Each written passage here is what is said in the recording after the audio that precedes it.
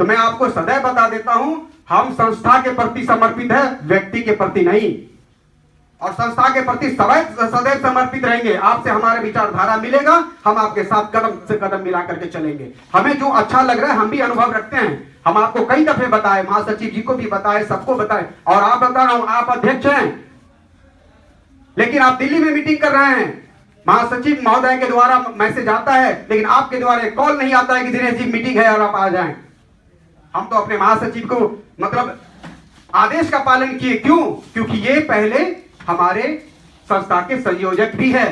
पीड़ा है इस बात की, और हो सकता है आप यही चीज दूसरे से भी इस्तेमाल कर रहे हैं, इसलिए लोग आपसे नहीं जुड़ रहे हैं। तो यह चीज नहीं होना चाहिए था। अगर आपका एक बार फोन आता कि दिनेश जी आप सभा में आए, ऐसे ऐसी बात है, तो मुझे भी थोड़ा अच्छा लगता है कि चलो ठीक है, अध्यक्ष का फोन आया है। लेकिन आपने इस चीज से मिस आउट हो गए। ठीक है। तीसरी बात, और भी प्रदेश से मेरी बात हुई, आपका किसी प्रदेश अध्यक्ष से बात मतलब नहीं हुआ है, किसी प्रदेश से फोन नहीं गया है। इतना व्यस्त लाइफ हो नहीं सकता किसी का कि जब हमारे कार्यक्रम है इसको मैं सक्सेस करना चाहता हूं और प्रदेश अध्यक्ष को मैं कॉल करके, कम से उसका अपना गरिमा है भाई, उनके गरिमा है, वो बात ना करें।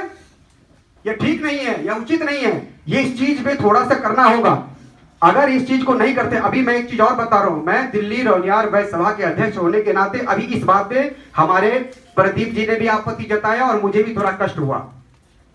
यह जरूरी नहीं कि आपने मुझे आमंत्रित किया तो यह मैं आप ही के 100% सपोर्टर हो गया, यह जरूरी नहीं। हमें हमारे दिमाग में आप स्पष्ट करें, लेकिन आपने महासचिव महोदय के द्वारा एक शब्द, हो सकता है इनके लिए अच्छा हो, लेकिन और लोगों के लिए, हमारे लिए, या अभी प्रदीप जी उठ के चले उसके लिए अच्छा नहीं था।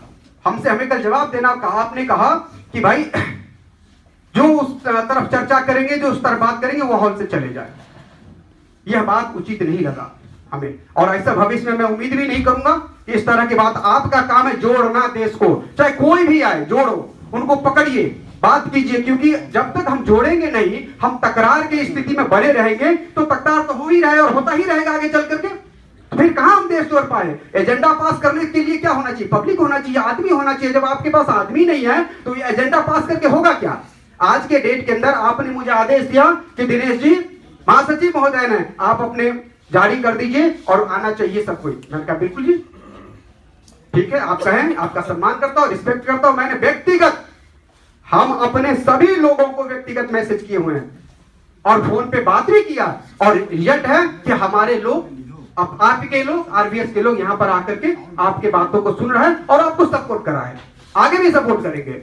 लेकिन आपसे उम्मीद यही करूंगा, मैं भी अध्यक्ष हूं, बेशक महासभा का नहीं, एक प्रदेश का ही तो हूं। जब ऐसे कोई क्रूशियल मैटर होता है, मैं व्यक्तिगत फोन करके कम से कम 50 फोन घुमाने के कार्य करता हूं कि भाई ठीक है, ऐसे ऐसे है, इस तरह की बात हो। आप सर, 1 मिनट सर को मैं कह रहा हूं कि आप अगर प्रदेश अध्यक्ष को कन्विंस किए होते तो आज यहां पर कम से कम 4 प्रदेश में बैठा होता, और ये सभा का, ये मीटिंग का कुछ और भी गरिमा हो जाता। मतभेद सबके अंदर है। तीसरी बात, मैं एक चीज कह सकता हूं कि भाई जितने भी चुने हुए अधिकारी हैं, आप उसके संपर्क साधने के प्रयास करें। मैं भी प्रयास करूंगा।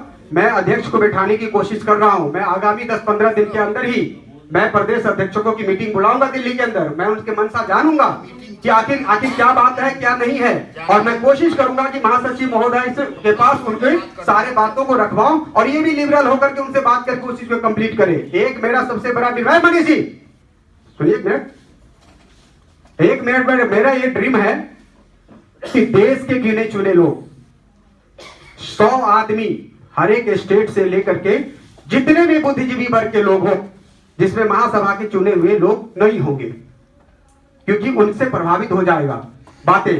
बाद में हम इनको कॉल कर लेंगे। हम उसको दिल्ली में बिठाने के प्रयास कर रहे हैं, हमारे सबसे बात भी चल रही है। 100 आदमी पूरे देश से बिठाएंगे, बात करेंगे उसमें, और बात करने के लिए हम कोशिश करेंगे कि महासभा को पूर्ण रूपेण सपोर्ट करें, कंट्रोवर्सी खत्म करें, पटना सटना इधर वाला सारा मैटर दूर हो करके जो एट प्रेजेंट में हमारी टीम है उसको सपोर्ट करें, और सपोर्ट करके महासभा को जो 1.5 साल के कार्यक्रम है उसको पूरा करके बढ़िया से कंप्लीट करें। इसमें सभी बुजुर्गों को, सभी को मैं आह्वान करूंगा कि आप लोग भी अपने अपने तरह से जो बड़े बुजुर्ग लोग हैं उनसे बात करें। जैसे सर ने भी कहा था ना, आपने इस तरह की मतलब होना चाहिए। डिस्प्यूट क्यों होना चाहिए? 2 महासभा 3 महासभा क्यों होना चाहिए? काम ये लोग कर रहे तो इन्हीं को महासभा देना चाहिए, इन्हीं को होना चाहिए। वो नहीं कर रहे तो नहीं होना चाहिए।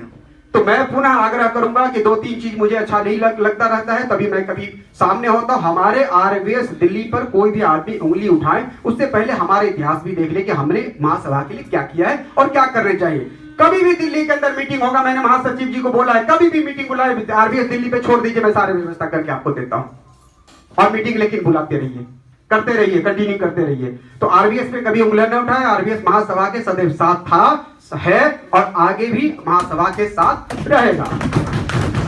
फिर से पुनः आप सभी का स्वागत करता हूं कि भाई आप सब आए। रोनियार सभा दिल्ली आभार व्यक्त करता है और पुनः हार्दिक अभिनंदन करती है। धन्यवाद। क्योंकि बहुत सारे आक्षेप लगाए गए हैं तो सच्चाई सबको पता होनी चाहिए। माननीय नगीना देवी का तबीयत खराब है, मेरी व्यक्तिगत बात हुई महासचिव के सामने। राकेश जी की तबीयत खराब है, आंख की रोशनी चली गई है, इसलिए नहीं आ पाए।